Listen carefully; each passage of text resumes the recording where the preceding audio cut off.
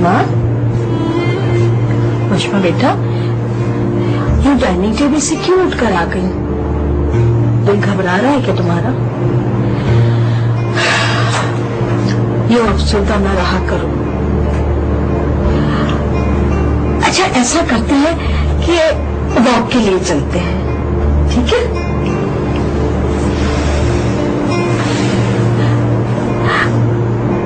अच्छा ठीक है, सईदा पापा की तरफ चलते हैं, वो तुमसे मिलकर बहुत खुश हो जाएंगे, हैं? बच्ची,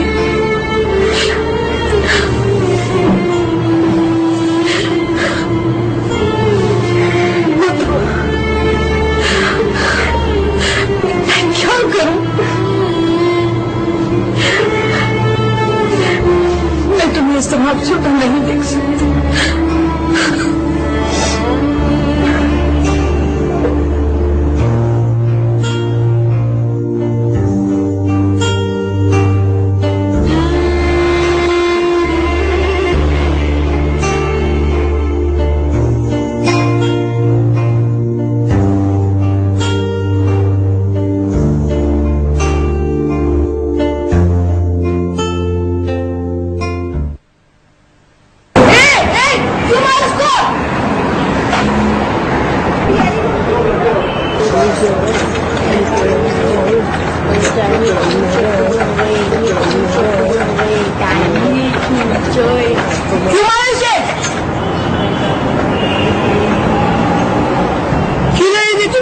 मुझे झूले में बैठना था, वो बैठने ही नहीं दे रहा था।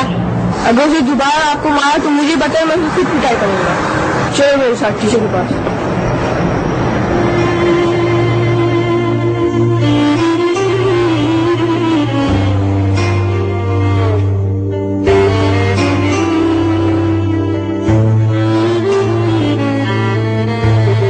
अरे किसके नाम लगी मेरी बच्ची को? मेरी फूल जैसी बच्ची का घर बर्बाद हो गया। तेरी शादी तुझे बहुत है, बहुत। मत रो पापा, उसकी किस्मत में जो था अल्लाह बड़ा सब्र देने वाला।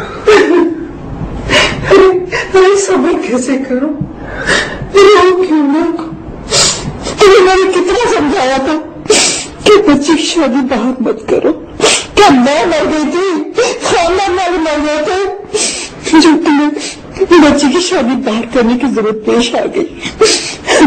इस बात को छोड़े आपा, तो वशमा की किस्मत थी, वरना मैंने कभी वशमा का बुरा नहीं चाहा। देखना, ये शादी है ना, ये कुत्ते की मौत मरेगा। जिसने मेरी बच्ची का घर बर्बाद किया ना, कभी सुकून से नहीं रहेगा। मैं तो अपनी बच्ची को देखने के लिए तरस गई हूँ। कहाँ है मेरी बच्ची? मैं तो उसके साथ दुख बांटना चाहती हूँ। तुम लोग मुझे मिलने क्यों नहीं देते हो मेरी बच्ची के साथ? डॉक्टर ने मना किया है आपा, वरना हम आपको उससे मिलने से रोकते तो नहीं। डॉक्टर क्या कर देगा? क्या कहेगा? अगर उसे कुछ करना होता तो हाथी को बचा लिया होता। अरे नहीं, मेरी बच्ची की भी तो तबीयत ठीक नहीं है ना। प्लीज प्लीज आपा।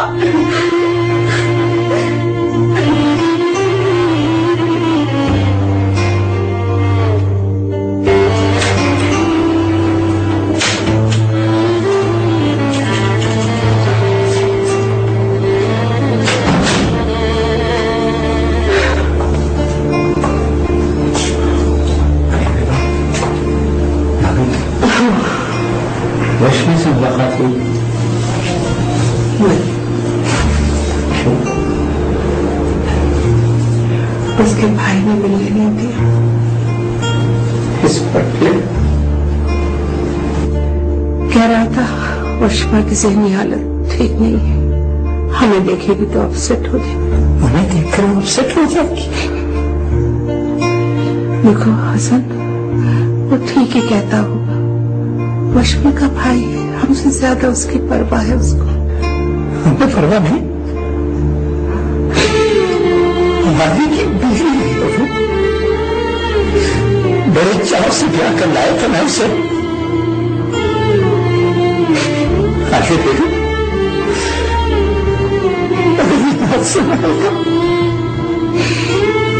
तो उसमें इस वक्त घर में मौजूद होती।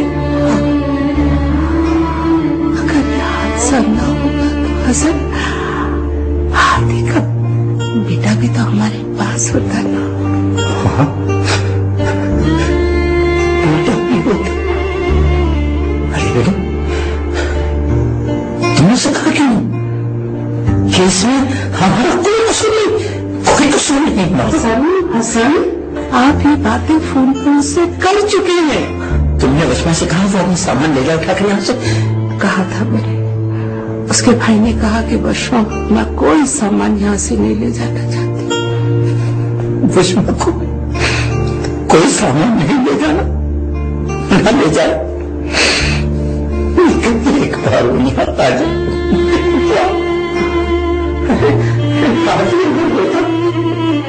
तो उसे इतनी जमा रहेगी,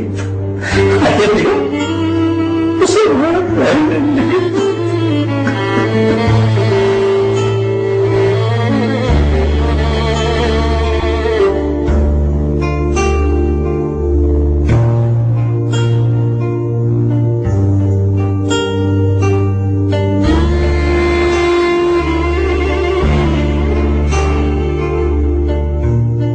बशमा, बेटा मैं अकेले क्यों बैठी हूँ?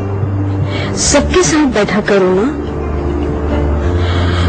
और वो देखो तुम्हारे परिंदे और जानवर, कितनी देर हो गई तुमने उनको भी नहीं देखा। थोड़ा वक्त उनके साथ ही गुजार लिया करो। जिंदगी में परिंदे और जानवर ही सब कुछ नहीं होते। आपने यही कहा था ना। बस मुझे समझ आ गया जिंदगी में और क्या होता है।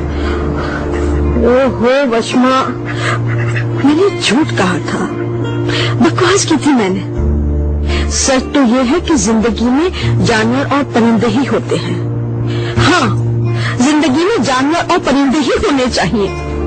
तभी मेरा बेटा कैसा था? बशमा, बशमा हादी जैसा था। ये सब कुछ भूल जाओ बशमा। ये चीजें कैसे भूलते? आप मुझे बता दो कैसे भूलते?